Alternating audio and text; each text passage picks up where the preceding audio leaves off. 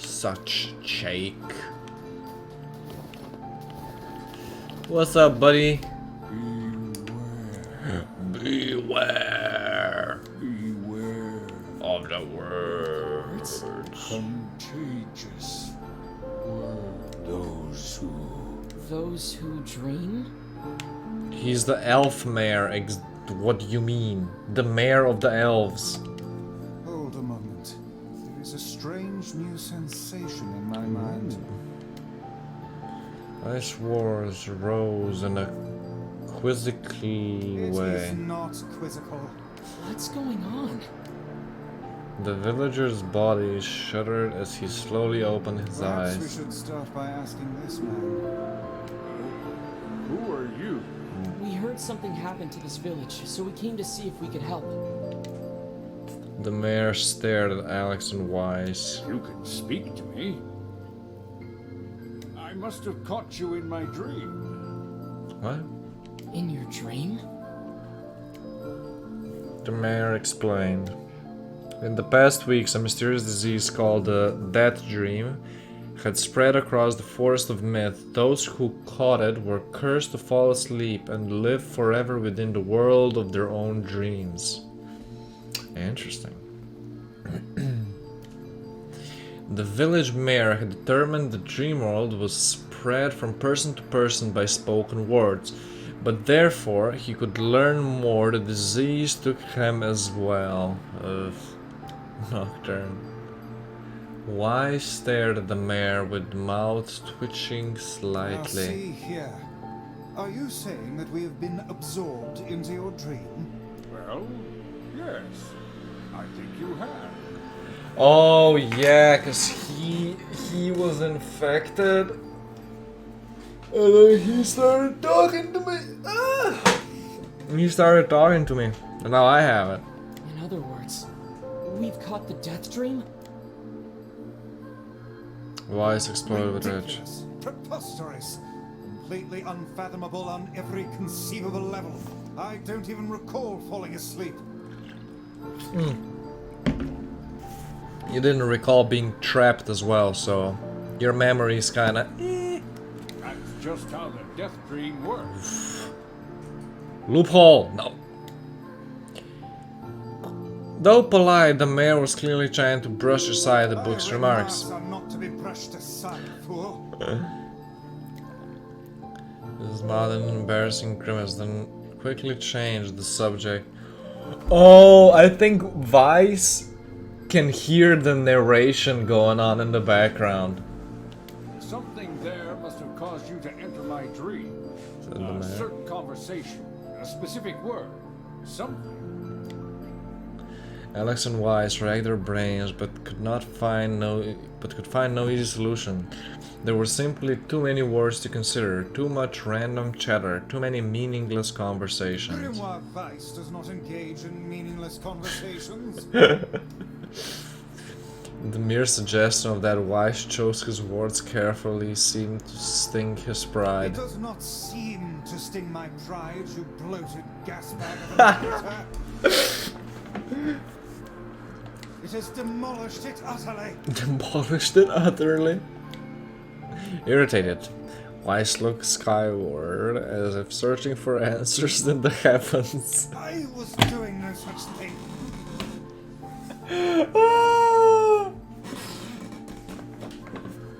Just leave me alone already.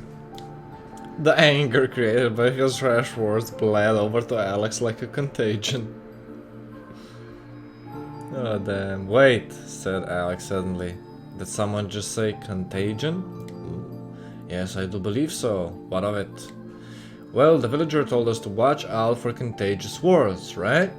The mayor leaned forward with renowned interest, pushing the startled Weiss aside in the process. He must have said something, right? Asked the mayor. Some specific combination of words. What was it? It was about dreaming or something. The dreams, or what the hell was it? A sheep, cried Weiss suddenly, blurting out the first thing that popped into his head. The others stared at him for a moment before slowly shaking their heads. After a few minutes of thought, Alex's face suddenly lit up. I remember, he said. Those who dream. That's what he said, I'm sure of it. At this, the mayor produced a thick sheath. That's a weird. No, that's an F. Sheaf of papers from his pocket. Yeah, that's an F. I have found it, a grammar mistake. Let's go. We flipped through them a couple of times. That sounds right, he said, as a stray sheet of... Oh, there's the T then. Sheet of paper.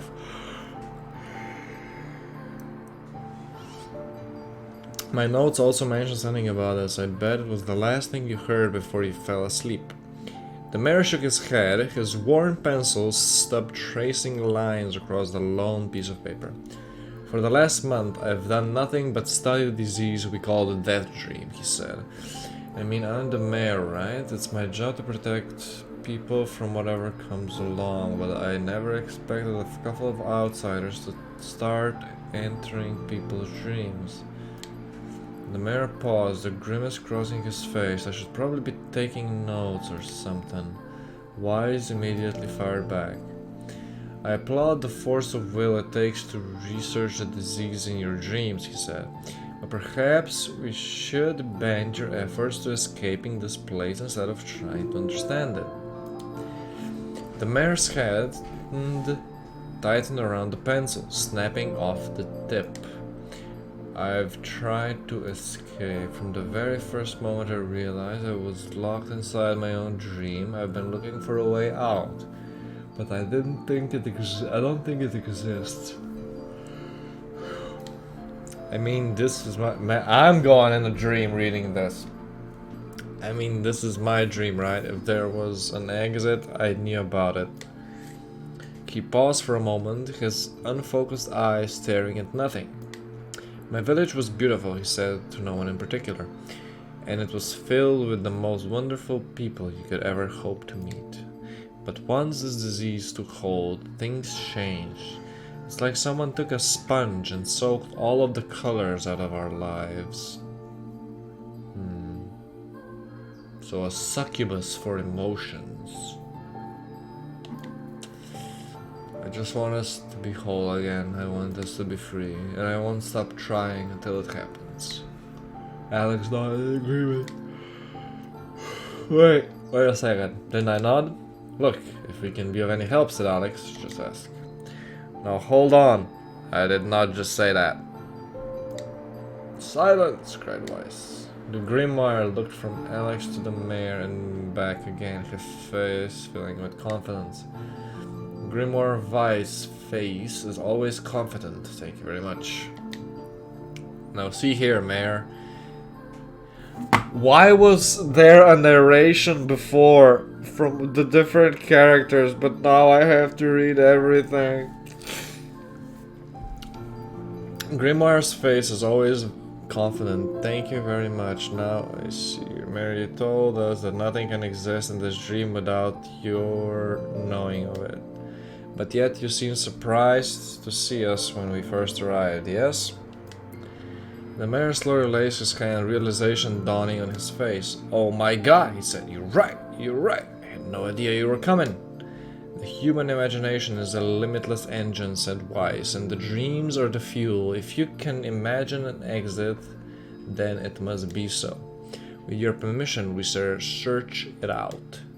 Thank you, said the mayor. I don't know how I can repay you. Payment is not required. We are eager to do this for you, to be done with this place. The mayor suddenly felt as if he could breathe again. He'd almost forgotten what it feels like. Good luck, you two, he called the departing forms of Alex and Weiss. We are all counting on you. As Alex slowly faded into the misty forest, the mayor was struck by a sense of deja vu. I saw this man once before. There we go.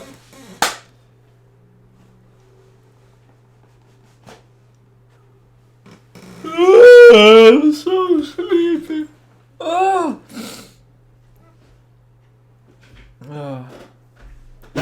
So either he saw him in a dream, or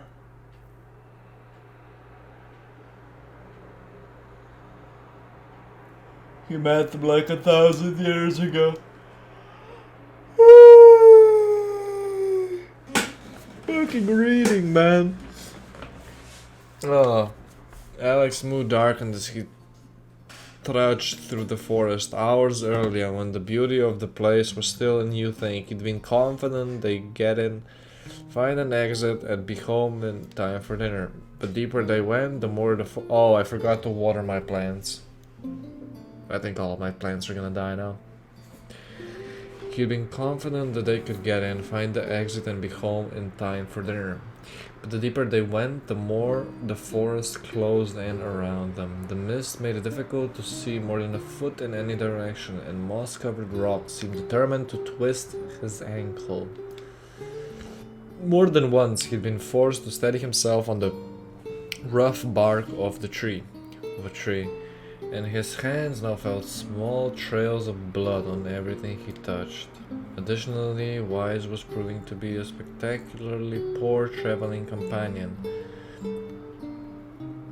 Unhindered by either terrain or physical effort, he spent most of his time urging Alex to pick up the pace and grumbling about their slow progression. Finally, after Weiss muttered something about legless turtles being more adept at navigating the environment, Alex snapped. Okay, Weiss, grab it for a second, would you? You don't have to walk. Alex leaned against the tree and tried to stretch the knots from his back. How can this stupid forest be so big? He muttered to himself. The moment the words tumbled from his mouth, a cacophony of insects sprang to life. Every imaginary form of buzz, click, and hiss roared out a volume that rattled his teeth. Alex slapped his hand over his ear and screamed to be heard. Weiss, what's going on? Alex could see Weiss's mouth moving, but he might as well have been shouting in a tornado.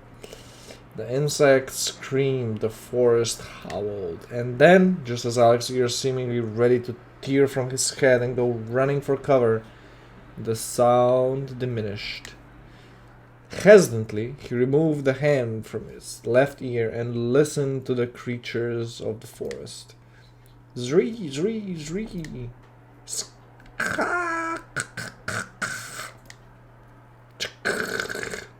Woo, woo, okay. As the insect symphony dimmed another decibel, Alex began to detect patterns in the sound. This isn't random, he thought. It's not just white noise, it's something else. The insects weren't just calling out, they were asking a question. 1 with its lacking, 2 with its ideal, 3 is danger. Oh my god, we got riddles now. 1 fuck, so much reading.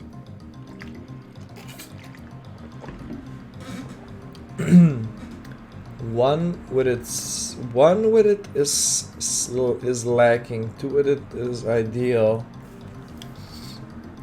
By my pages, is this a riddle? I guess so. I mean, it feels sort of forced, but maybe it's a key to getting out of this place.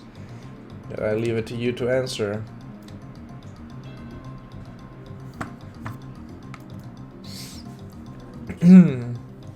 One with it is lacking, 2 with it is ideal, 3 with it is dangerous. Okay, so if it's a secret, 1 would be ideal, 2 would already be dangerous.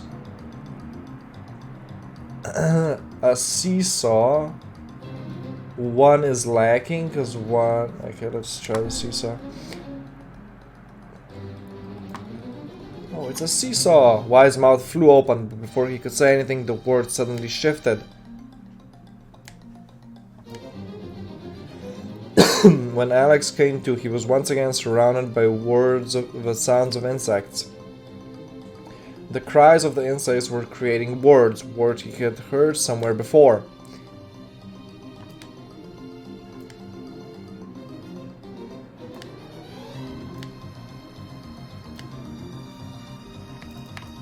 Let's try again.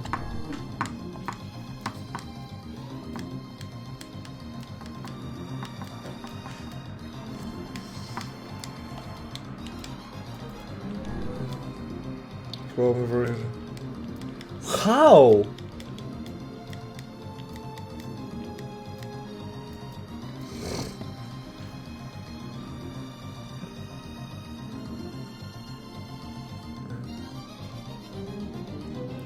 If it's a secret, then only you knowing the secret would be ideal. Alex sighed and gave the only answer. It's a secret. Sound of an insect stopped as suddenly as it began. The forest undergrowth parted before Alex like a ripple wave opening a new path. These forest orthopods are making a road for us, said Weiss with a glee. Pleased at passing the test, Alex moved on his new one intensely. The path offered. I still don't know how the secret was the right answer, though.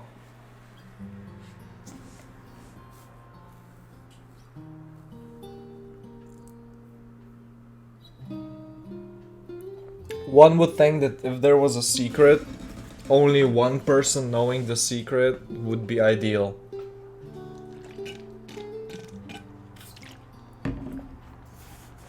But yeah, whatever. The path offered his body relief from the undergrowth, but gave even greater cheer to his mind. As long as they were on the path, their journey had a purpose. I guess the forest has accepted us, huh? Alex said after a bit. Weiss spun around to face his companion. Do not mistake the will of this forest for some happy pet you can suddenly befriend. We have no idea where this path leads. As Weiss finished speaking, the pair turned a corner and found themselves facing a clear forest, spring smiling. Alex picked up the small rock and sent it skipping across the surface on the water. Good heavens, said Weiss.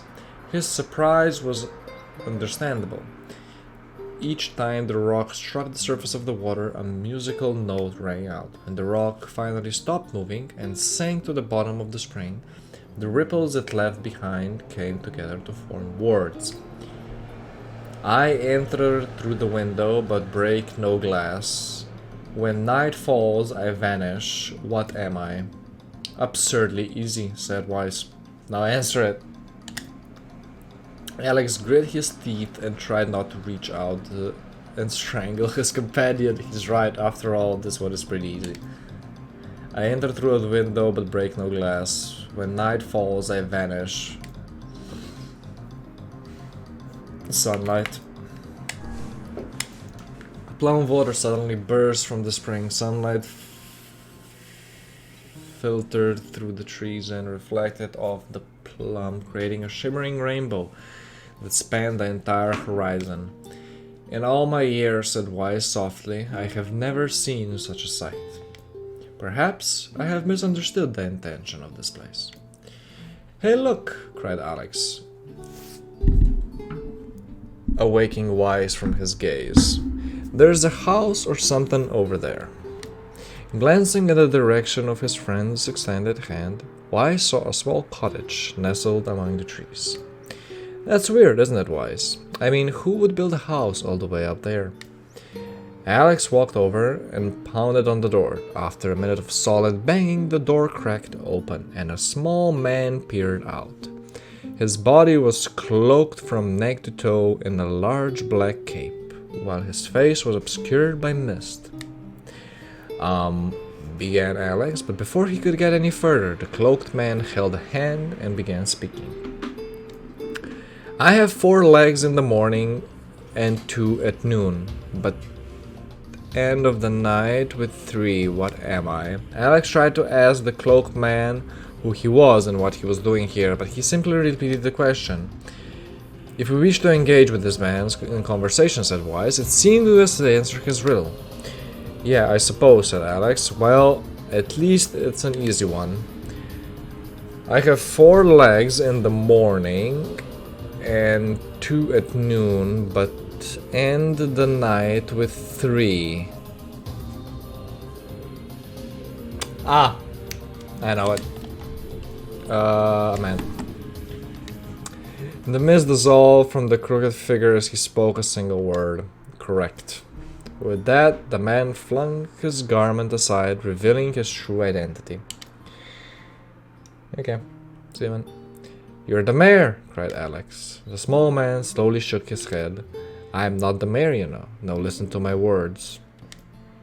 Long ago, I saw a version of you that was not yourself.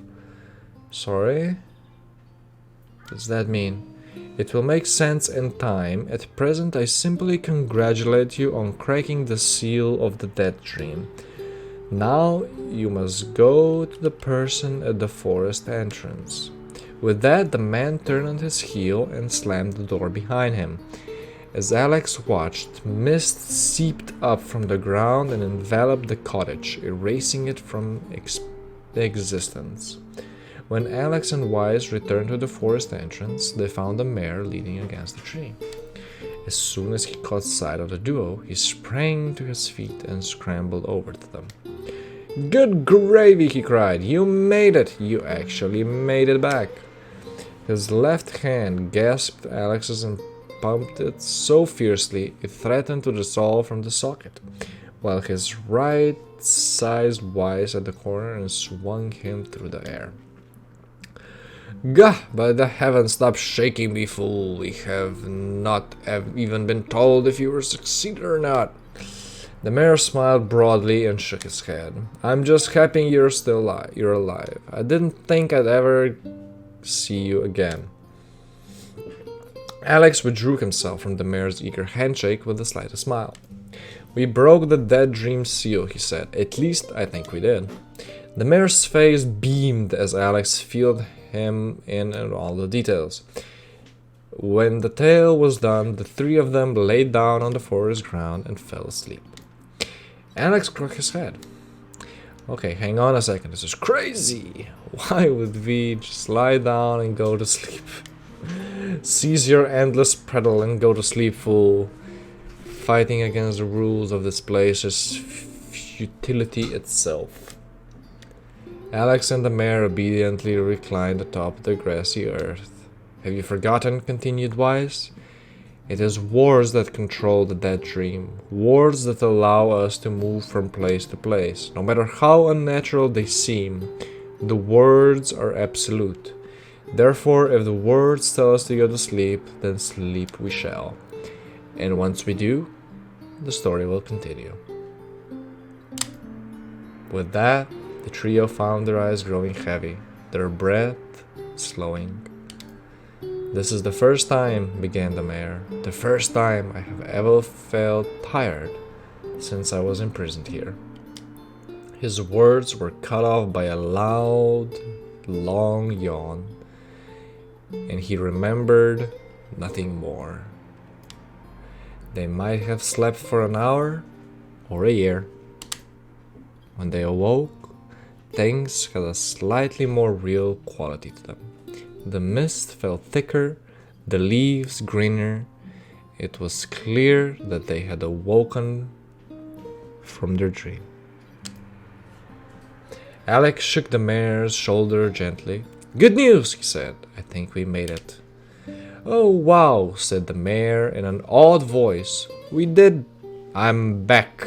He blinked once and then again, as if not quite believing the sight before him. The 2 have no idea how much this means. That dream was spreading through our village, and I wanted to, well, I thought I could figure it out how to stop it. But I guess that wasn't the case. I must have caught the disease and became trapped in my own dream. The mayor started to stand, then collapsed back to the earth. He stared at his legs, and he was trying to remember how they worked, then glanced at Alex and shrugged. Without a word, The young man reached down and pulled the mayor to his feet. "Real life may take some getting used to," said the mayor, as a weary smile crossed his lips. "You shall relearn in short order, I'm sure," said Weiss. "For now, you should return to your home and rest." "No," said the mayor, swaying on unsteady feet. "No, I can't. Some of the villagers are still trapped in the dead dream. I have to save them." The mayor slowly made his way to the divine tree at the center of the village, then bowed his head and prayed silently. "This is a holy tree," he explained when the prayer was finished. "It is the guardian of our village's history and memories. Superstition will only make our mission harder," muttered Weiss. "We should not put our faith in the gods." The mayor shook his head. "Not the gods, the words. Legend says that our tree is home to a powerful magic known as a sealed verse." Alex and Weiss could not contain their surprise. It seemed the gold had been found in the most unexpected of places. "I say," muttered Weiss, "this is certainly a stroke of luck." As the three of them said their goodbyes, Alex mentioned the strange man who had given them the third riddle and the mysterious words he had left with them. "I once saw a version of you that was not yourself," muttered the mayor. "What in the world does that mean?" Lost in thought, he stared into space for a long moment. "You know," he thought softly, "this is going to sound odd, but I had a feeling I'd seen you before too." Alex tried to keep a straight face and failed, but the mayor didn't seem to notice. "Deja vu, right? Anyway, I figure it's just some kind of illusion created by the dead dream. It probably doesn't mean anything." Alex gave the mayor a nod, a smile, but inwardly his thoughts were racing. There's something wrong about the mayor and his words. And what exactly is going on? The riddle would prove to be one of the most difficult one of all. Oh, thank you so much.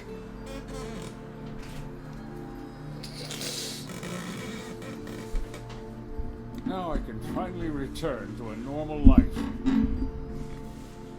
This is one of the most bizarre diseases I have ever encountered. True. I know. That's why we have to help the other villagers, no matter what. Ooh, I got a sealed verse. Dark execution. Summon magical spikes from the ground to impale enemies. Ooh. That's dope. For a sealed verse, that didn't take much effort. Yes. Yes, we were only stuck in a dream for a very long time. It's almost as if someone was guiding us to this village.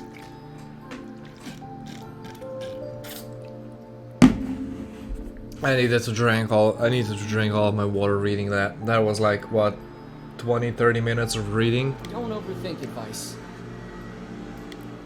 Okay, let's equip the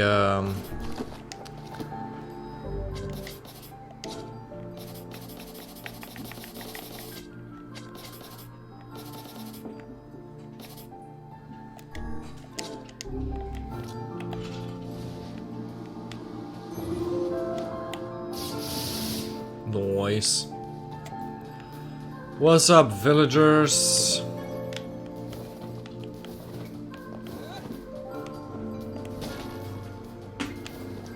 I'm just gonna loot your forest. Wait, there's only 2 villagers? Okay. And another victim.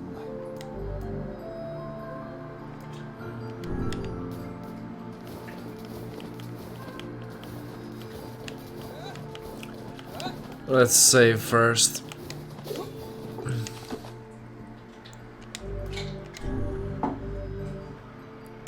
Okay, I gotta take a piss real quick, because I drank a whole bottle of water. BRB.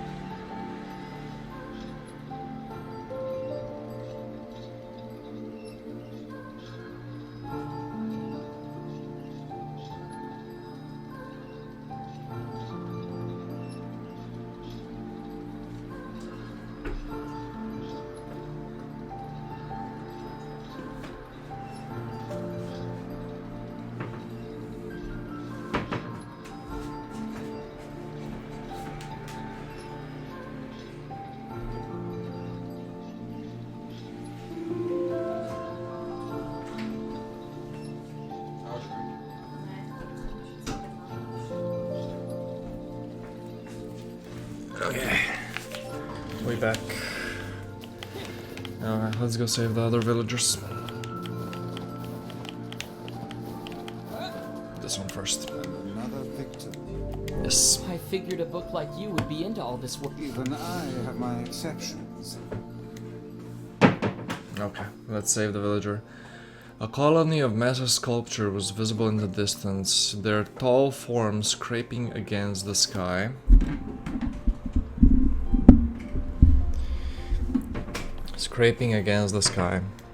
Weiss and Alex had never seen such a sight, and their eyes widened as they tried to take it in. Those buildings must be huge if we can see them from this far away. What do you think, Weiss? As Weiss considered his answer, the sun beat down on them with renowned ferocity. Perhaps they are some manner of mirage. Under this heat, a mirage or two would hardly be an unexpected sight. Alex nodded and wiped the sweat off his brow, leaving a trail of sand in its place. He thought he'd never been so thirsty. An ancient... Oh, I love this song. The ancient road on which they walked was black and cracked with age. Here and there, thin whips of grass pushed up through the rocky surface, as if defying those who had laid this material down over their hull. The heat reflecting from the road made Alex lightheaded. His feet hurting, he crouched down to rest.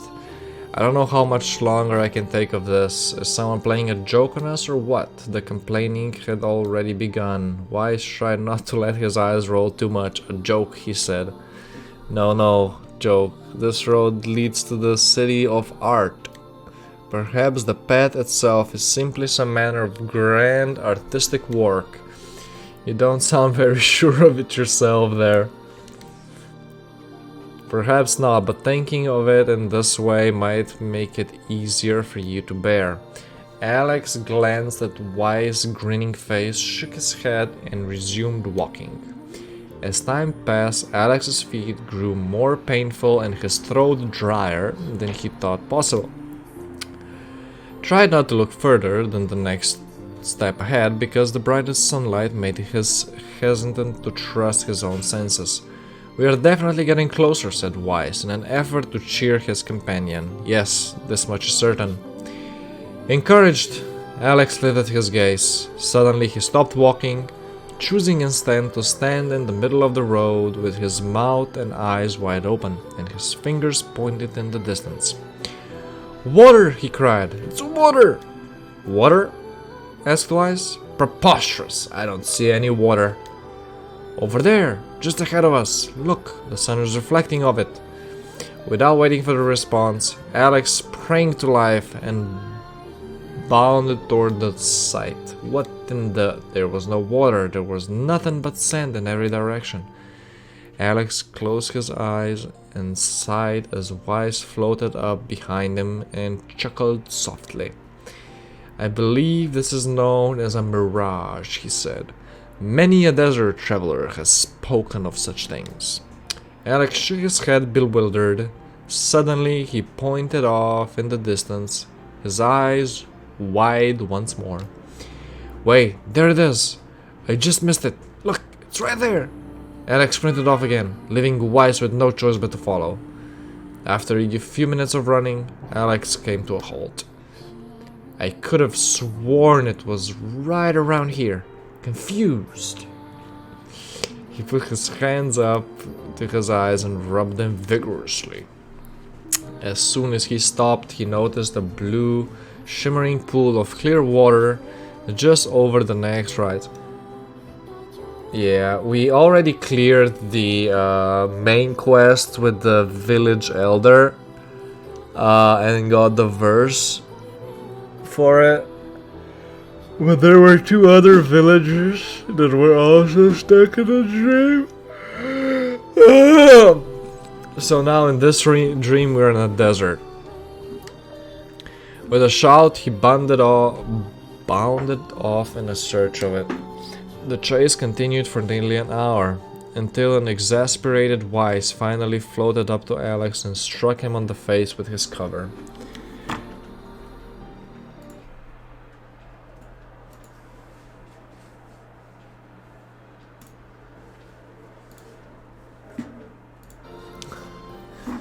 Stop your blithering, idiot. There's no water here. Claude, there isn't? There's not. And perhaps next time you will listen to me when I tell you as much. Weiss paused for a moment, then continued speaking in a slightly kinder tone. However, I suppose this mad chase was altogether wasted. It seems like we have arrived in the city of art. Alex looked up, stretching his eyes those sculptures. Their journey was at the end. They're huge, cried Alex, completely forgetting the heat and pain of the past few hours. I've never seen anything so big. That's what she said. Each sculpture was formed from roughly the same shape, a tall rectangle that stretched up towards the sky. But that is where the similarities ended. Most color plus one other seems nothing still. Some had tall spines at the tops, while others possessed triangle caps. What kind of city is this? Said Alex. Where are the people? Where are the houses? Perhaps the land is intended exclusively for artistic use. The debate continues and they made their way through the city. Miracles of artistry were everywhere. Great iron crates with wheels set silent on rails, beautifully carved works with lights of red, amber, and green dangled over every street. And as they moved away from the massive sculptures, they found a great array of smaller ones. Some were covered in glass or brick, but many were composed of materials they had never seen or encountered before. The sheer variety of colors and styles were staggering. Unable to find a theme or a purpose to the abstract works around them, Alex and Weiss eventually fell silent. On the outskirts of the city, they discovered 3 sculptures in the shape of humans. Alex uttered a sigh of relief as he approached them. Finally, I was getting tired of modern art, as 3 statues were indistinguishable except for a center ward chiseled in their right arms.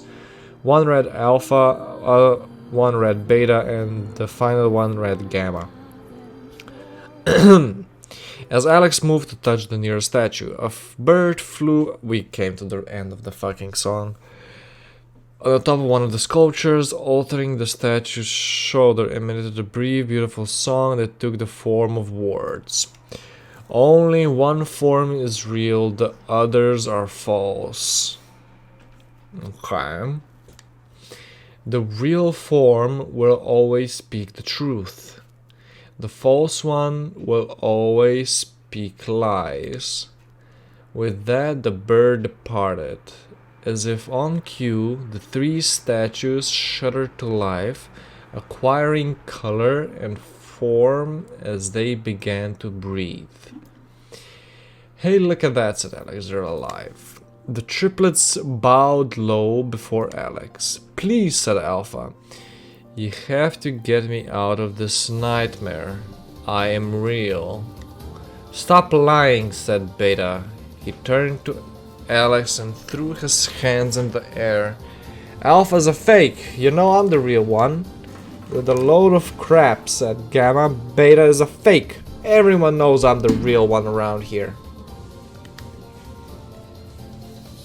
Their respective pleas given, the 3 statues returned to their frozen state as silence once again enveloped the city.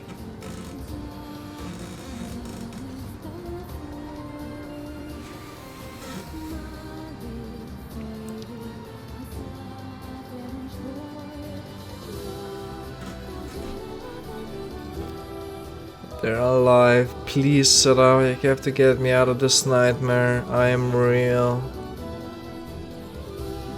Stop lying.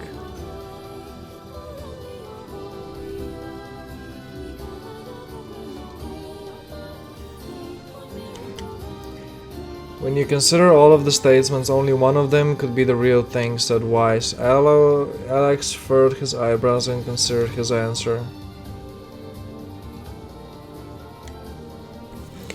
Only one form is real, the others are false. The real form will always speak the truth. The false one will only speak lies.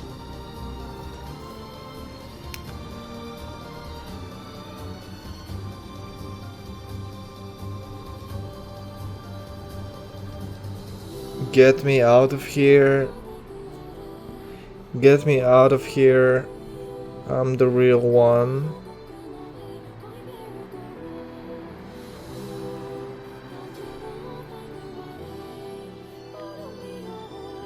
Yeah, but I am the real one. I don't think it's Alpha.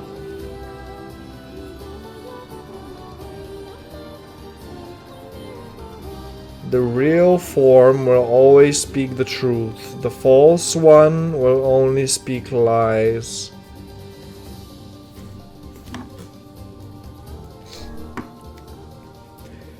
You realize the light grows stronger and stronger. Turns the thorn away. It would seem Yeah. we'd best act. And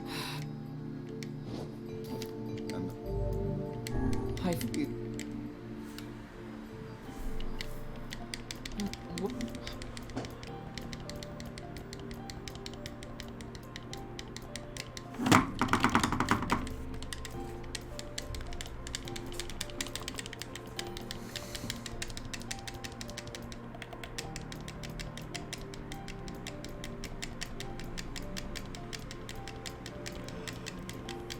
I don't think it's...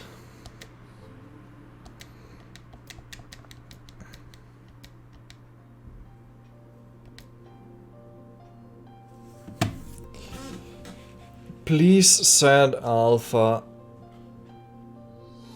You have to get me out of this nightmare. I'm real. Gamma wasn't right, so it's between Alpha and Beta. Stop lying.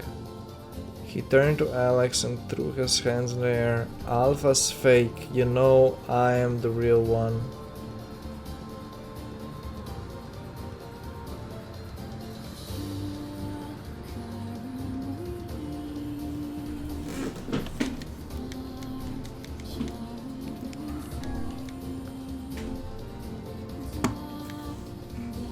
If Alpha was telling the... Okay, I don't know the explanation, but Alpha's statement seemed way too easy.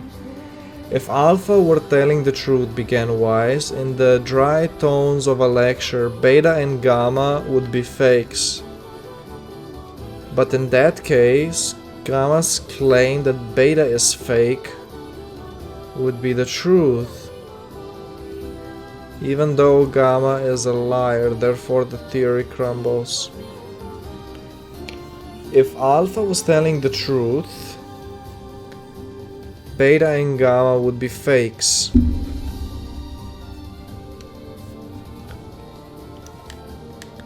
Now let us assume that Gamma spoke the truth. That makes Alpha and Beta liars.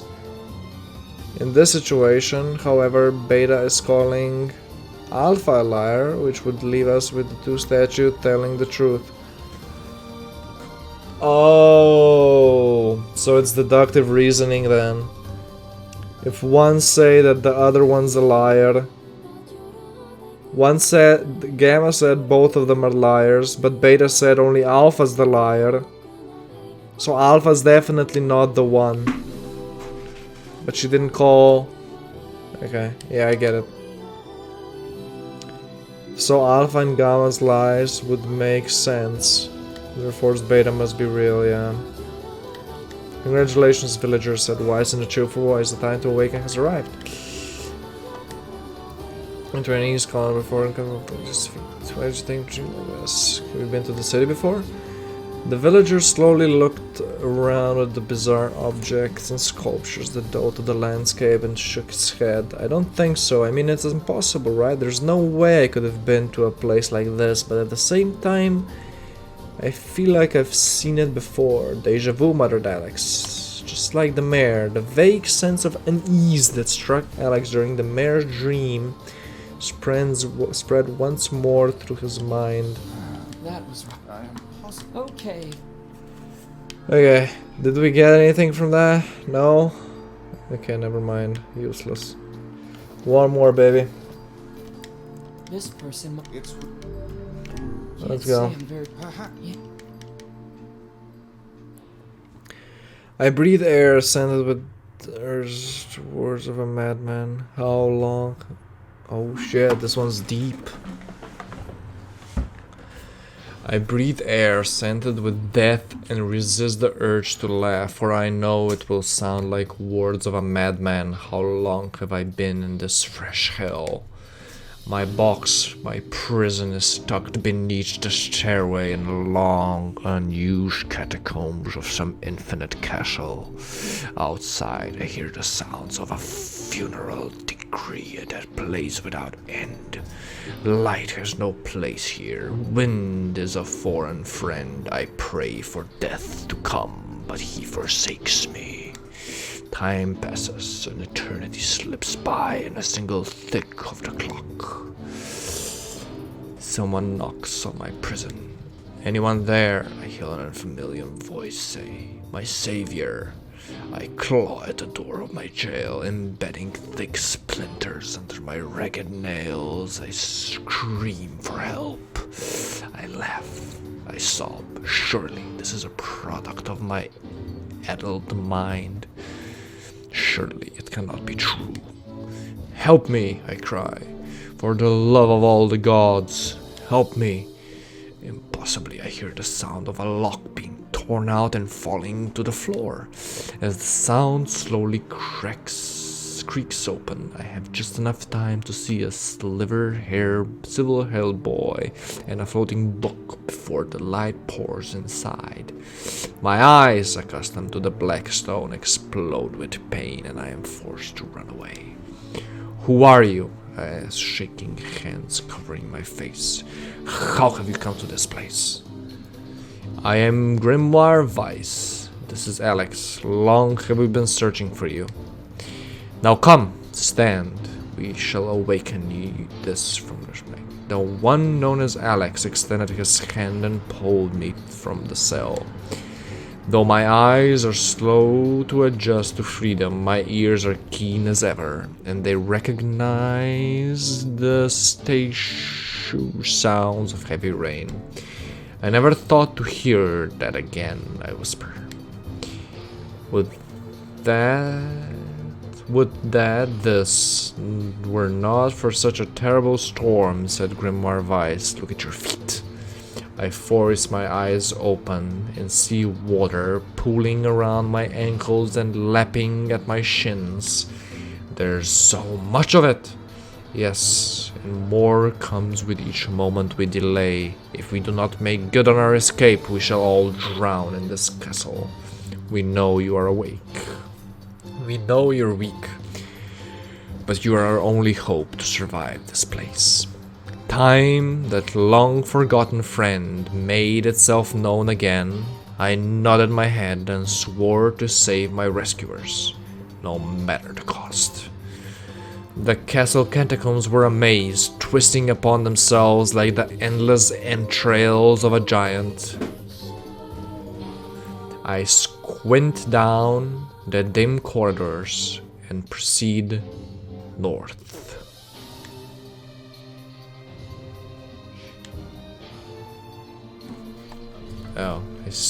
And proceed north. At the end of the corridor, I find a row of 20 gorgeous canopied beds resting atop a carpet of velvet. All are covered in a thick layer of dust and cobwebs. Searching for the door to the next room, I come upon a shapeless mass of gray matter. It has been shoved against the side of the wall, and despite my fever, I think I see the outlines of a door just beyond. When I reach out a finger and touch a piece of mass, it turns into dusts and drifts away on the wind. Realization slowly dawns, and I fall on my knees and weep. Corpses! A face of mountain of charred and crumpled corpses. I look from it the beds and back again until the horror dawns upon me. Someone has piled these bodies into a tower and set them ablaze.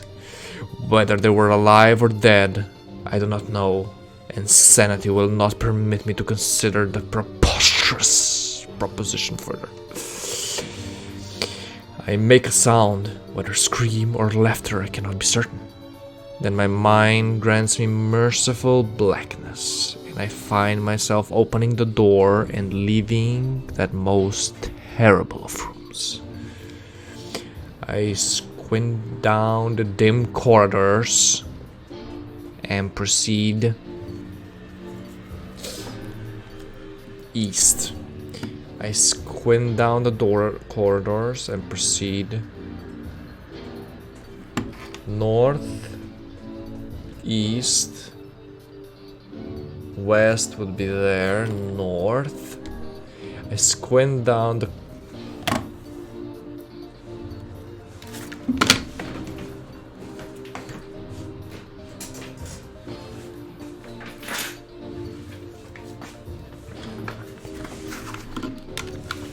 grab the piece of paper. So north, east, north again. South would lead us back. East would go there or there. West would go there. We can just go north. North. At the end of the path.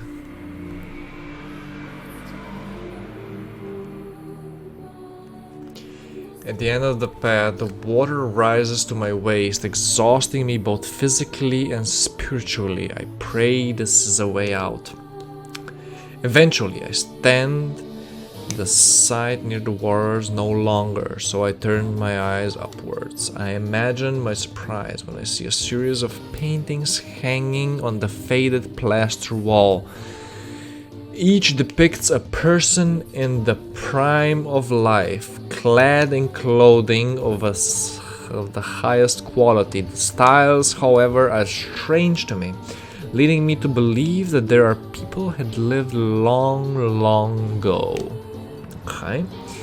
One subject wears an outfit that particularly catches my eye.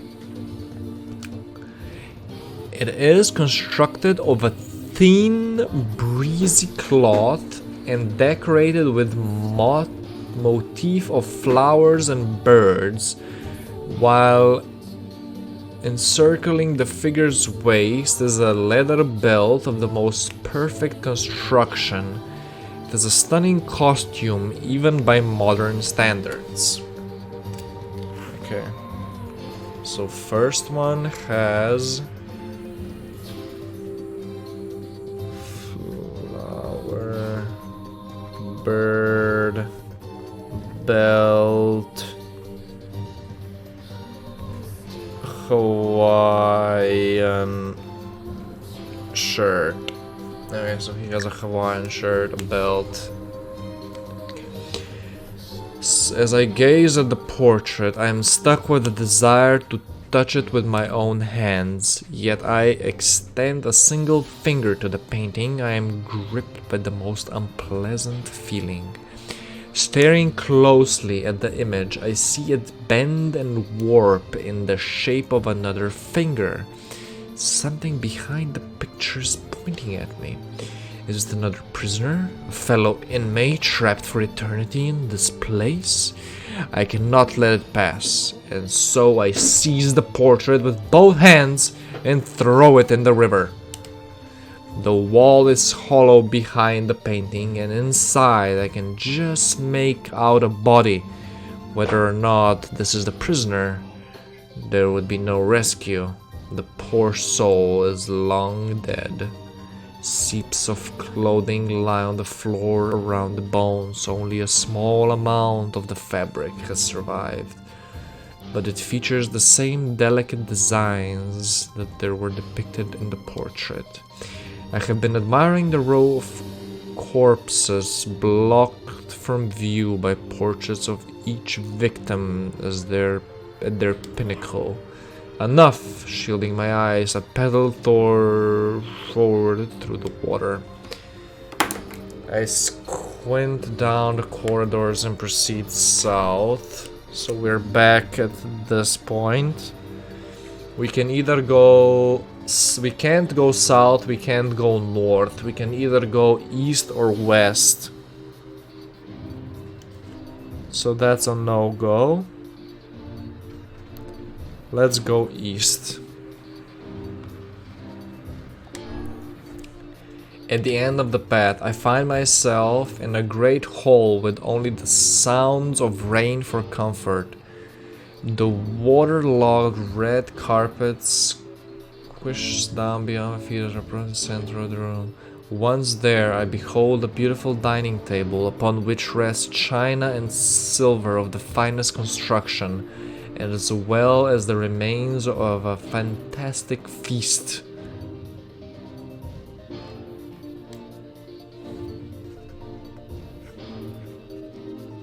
China, silver, feast. My eyes continue to adjust. I see many chairs surrounding the table, each holding a dinner guest. Noticing movements, I approach the chair at the table's head, but as the truth of the matter dawns on me, I recoil the horror. The host of the feast is a corpse, as are all invited guests. An army of foul, ringing insects have made homes in their remains, and this is the movement I saw. This once splendid feast was now nothing more than a requiem for the damned. I take a moment to steady my shaking hand, then slowly back away from the table, desperate to lose sight of the abomination before me. My gaze lands on the chain upon which the dead were seated. This is a mistake, for the chairs prove to be even more terrible than the feast itself. Each one is covered with a layer of spikes that run from the seat up to the back and down the arms. This explains the color of the carpet beneath my feet. I can only pray that the unfortunate diners were dead before the meal began. If not, it is a simple task to envision the agonized screams that must have sprung forth from their mouths. My mind grasps frantically at the possibility that the souls have committed some terrible crime for which this was punishment. Though in truth, I suspect that they committed no crime at all. There would be no tomorrow for these unfortunates. This was their last supper. I proceed. I squint down the dim corridors, and I can either go back or further north. Okay, I'm going north here. Against all hope, we make it to the front door, break it down. Someone cries, so I give myself to the effort. In tandem with Alex and Grimoire Weiss, I slam my body against the thick, sturdy door. On the third try, it gives way, and we find ourselves sprawled on the ground outside the castle. The storm is in retreat, the clouds above still dark and foreboding, but the west I can see a thin shimmer of sunlight trying to break through. How can I thank you? I cry as tears join the rain on my cheek. I would surely have died in there. Looking down, I suddenly notice that my dress is in tatters, and sheepishly try to cover my exposed skin. Your dress? Asked Weiss. Then you're a woman, madame? I am? I prefer the to a smile. I suppose that comes as something of a surprise, seeing as how I exist only in a form of words. I can see that one known as Alex is as disappointed that the torn dress will be given no further description, but he hides it well. With a nod and shrug, the three of us set forth to our awakening. But behind us, an awakening of another kind is taking place. Black smoke fills the abandoned castle, proving the countless damned souls inside with their fine little shroud. After a moment, the castle windows shatter with a mighty roar. A fresh breeze blows through the hallways and corridors, clearing the smoke away for good. As we watch in awe, uncountable black shadows slowly flicker to life, crossing to and fro in front of the broken windows. The castle's dead have awakened to their new life as shades. You have anything to say? Hopefully there will be no labyrinth next time. I hear that. Okay, there. Now, Yes, if the mayor's assumption. I think I have had enough wordplay. Thank you so. I never wanna. I don't know what the fuck you were doing in your life to have a dream like that. Oh, here. Faith. this Thank you. It's apparently a weapon. well, Thank you. Wait, don't I have faith already?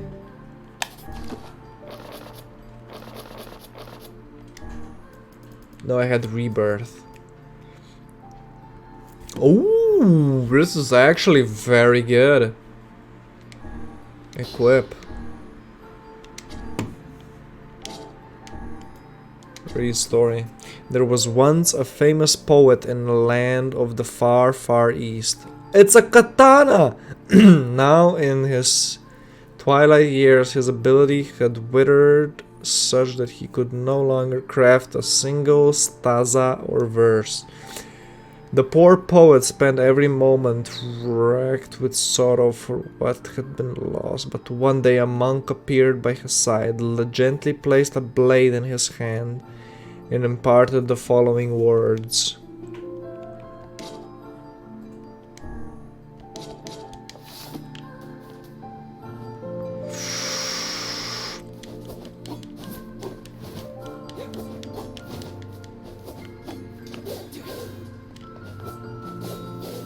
Nice.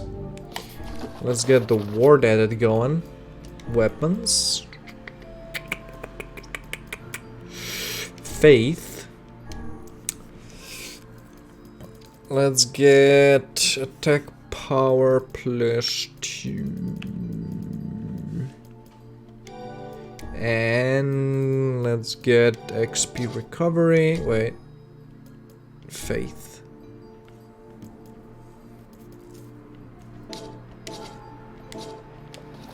Okay, this will probably be it for today.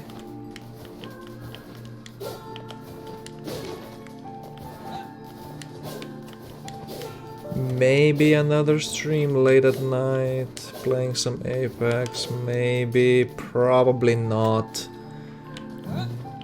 But that's about it.